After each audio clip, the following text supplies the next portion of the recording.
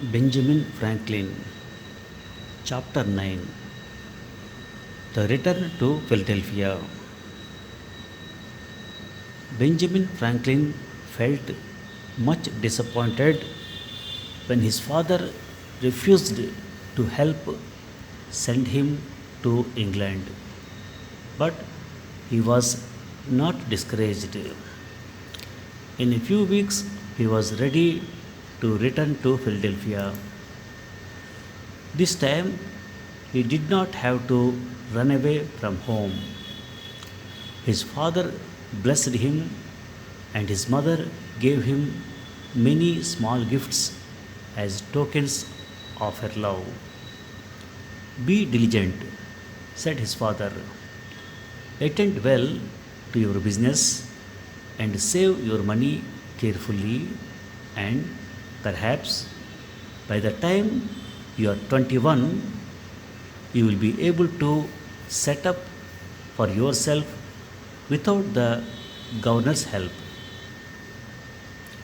All the family, except James the printer, bade him a kind goodbye as he went on board the little ship that was to take him as far as New York.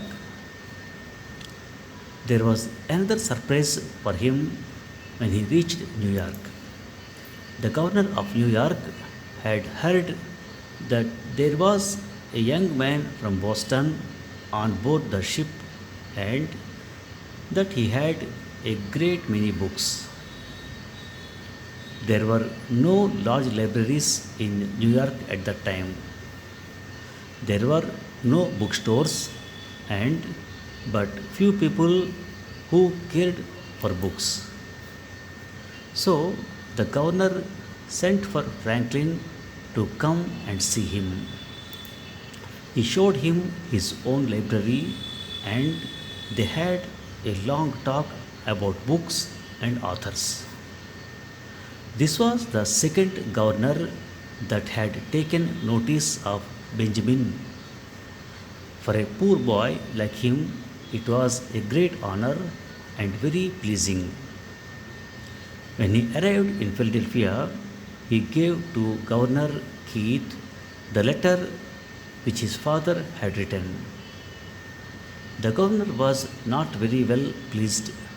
He said, "Your father is too careful. There is a great difference in persons. Young men can sometimes be trusted with great undertakings as well as if they were older." He then said that he would set Franklin up in business without his father's help. "Give me a list of everything needed in a first class printing office. I will see that you are properly fitted out."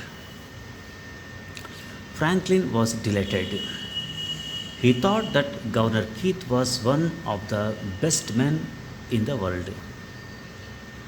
In a few days, he laid before the governor a list of the things needed in a little printing office. The cost of the outfit would be about $500. The governor was pleased with the list. There were no type foundries in America at that time. There was no place where printing presses were made. Everything had to be bought in England. The governor said, "Don't you think it would be better if you could go to England and choose the types for yourself and see that everything is just as you would like to have it?" "Yes, sir," said Franklin. "I think that would be a great advantage." "Well, then," said the governor, "get yourself ready to go on the next regular ship to London. It shall be at my expense." At that time, there was only one ship that made regular trips from Philadelphia to England, and it sailed but once each year. The name of this ship was the Annis. It would not be ready to sail again for several months. And so, young Franklin, while he was getting ready for the voyage, kept on working in Mr. Kiemer's little printing office. He laid up money enough to pay for his passage. He did not want to be dependent upon Governor Keith for everything, and it was well that he did not. Thank you very much. Be diligent, said his father. Attend well to your business and save your money carefully, and perhaps by the time you are 21, you will be able to set up for yourself without the governor's help. Diligent, Dilagent. Diligent means be careful and serious in one's work.